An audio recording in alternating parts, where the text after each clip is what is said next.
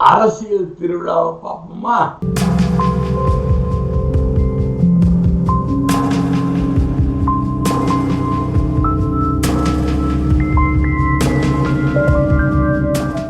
ஏன்னா உதயநிதி டைட்டில் கொடுத்துட்டார், திருவிழாட்டு, அரசியல் திருவிழாட்டு.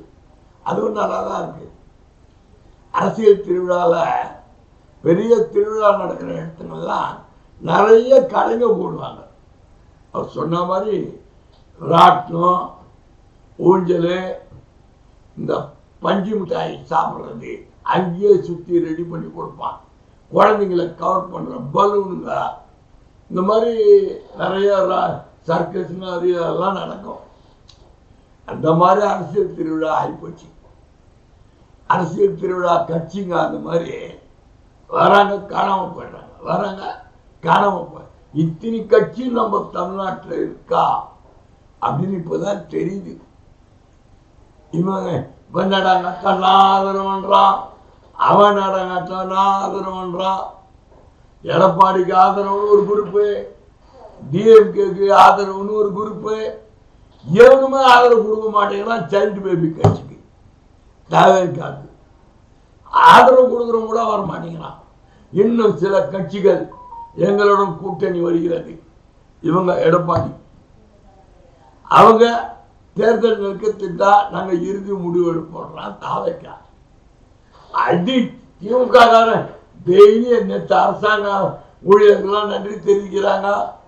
முந்தா நாள் கட்சி மாநாடு, அந்த மாநாடு, இந்த மாநாடு, பொதுக்கூட்டணி பரப்புரை பயங்கரமா போயிடுது. டிஎம்கே கூட்டணி மமதா மாதிரி, மமதா சுப்ரீம் கோர்ட்லயே ஒரு சீஃப் மினிஸ்டர் நேரடியா வாதாடி மோடி பார்ட்னரை கிழி கிழின்னு கழிச்சுக்கிறாங்க. நேரம், அருமையான நேரம் தமிழகத்துக்கு.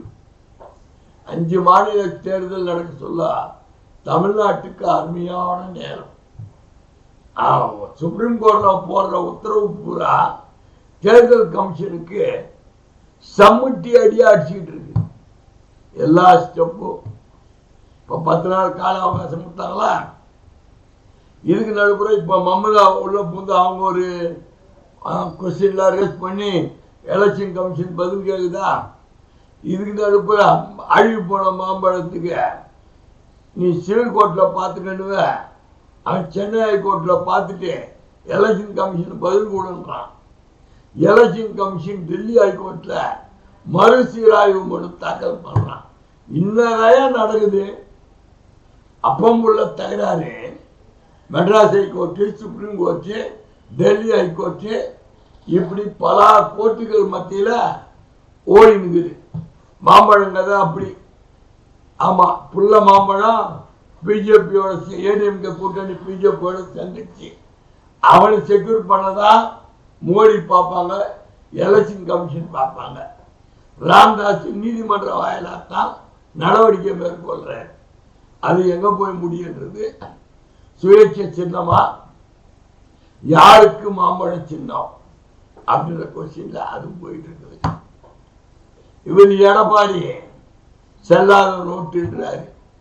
ஏன் அவங்க கிட்ட வச்சிருந்து சொல்ல அவர் செல்ற நோட்டு இல்லையா? இப்ப அவர் செல்லாத நோட்டுன்றாரு. ஒன்றும் கட்சியே இல்லைன்றாரு, உங்கள்கிட்ட யாருமே இல்லைன்றாரு எடப்பாடி. நீ ஒரு கூட்டத்தை கூட்டி வச்சுக்கின்னு பேட்டி கொடுத்துக்கின்னு சீன் போட்டு சுத்துற ரைட். அது செல்லரிச்சைகளை எப்போ சசிகலா, ஓபிஎஸ் எல்லாம் ஒன்று சேர்ந்ததான் உட்படும். டிடிவி போய் சேர்ந்துட்டாரு. அவர் என்ன சின்னத்தில் நிற்பாரு? தாமரை சின்னத்தில் நிற்பாரா? ரெட்டள சின்னத்தில் நிற்பாரா? குழப்புங்க, குழப்பிக்கிட்டே இருங்க. அந்த ஏடிஎம்கே கதை அப்படி, தேவைக்கா கதை இப்படி. படம் ஒரு பக்கம் ரிலீஸ் ஆகல, முடிஞ்சு போச்சு. படத்தினுடைய கதை 20ஆம் தேதி என்னமோ சென்சார் ஆகிடும், படம் ரிலீஸுன்னு சினிமா வட்டாரங்கள் சொல்லுது. ஏதோ நயினார் நாகேந்திரன் சப்போர்ட் பண்ணுறாராம்.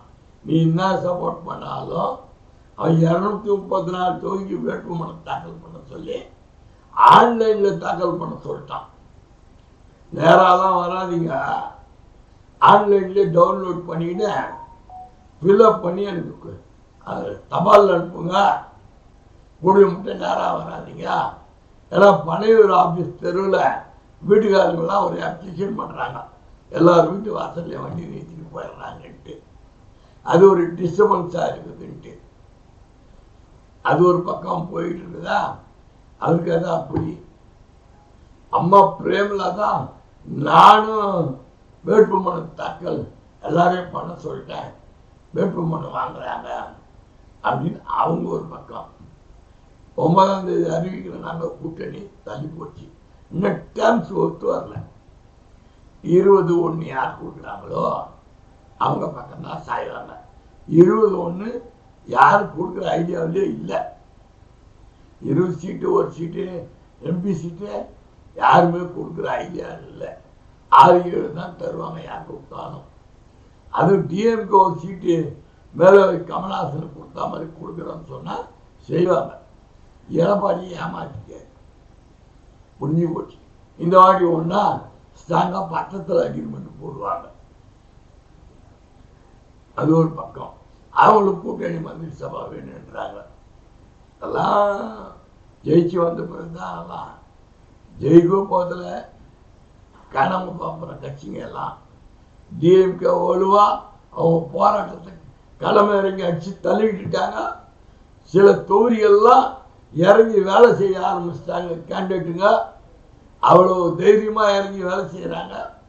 அதனால களப்பணியில் திமுக உதயசூரியன் நன்னு வேலை செஞ்சுக்கிட்டு இருக்கு. அதில் ஒன்றும் சந்தேகம் இல்லை. சந்திப்போம் மற்றொரு காணொளி.